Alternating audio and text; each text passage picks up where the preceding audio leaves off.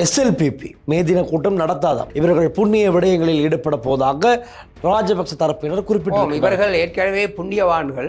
இவர்கள் போய்க்கு சென்றால் பன்சலில் கூட அநியாயம் நடக்கும். ஆர்ப்பாட்டங்களை ஏற்பாடு செய்பவர்கள், அரசாங்கத்துக்கு எதிராக ஒவ்வொரு விஷயங்களை கக்குபவர்கள் எல்லாம் யார் என்று பார்த்தால் ஊழல் மோசடிகளுக்கு பெயர் போனவர்கள்.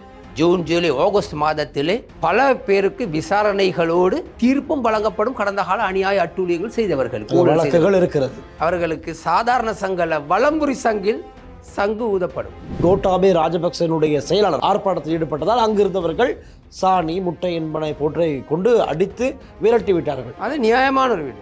நானாக இருந்தால் இரும்பு கம்பியில் அடித்து அனுப்பியிருப்பேன். ஒரு வாக்குவாதத்தின் போது பார்லிமெண்ட் உறுப்பினர் ராவணன் அர்ச்சுனா அந்த துப்பாக்கி எடுத்து காண்பித்து மிரட்டுகிறார். இவரும் ஒரு கல்லை எடுத்து அடித்திருக்கலாம், எரிந்திருக்கலாம். பெண்ணுக்கு எரிய முடியுமாக இருந்தது, ஏன் இவருக்கு ஒரு கல் எடுத்து எரிய முடியாது அவர் மீது? 22 தேரர்கள் அதிக பெறுமதி வாய்ந்த போதைப் பொருட்களை எடுத்து வந்ததன் காரணமாக கைது செய்யும் சாசனத்திற்கு எதிராக அரசாங்கம் செய்கின்ற ஒரு சதித்திட்டம். இவர்கள் மக்கள் அல்ல, மிருகங்களுக்கு சமமானவர்கள். ஆகவே இவர்கள் தண்டிக்கப்படல் வேண்டும்.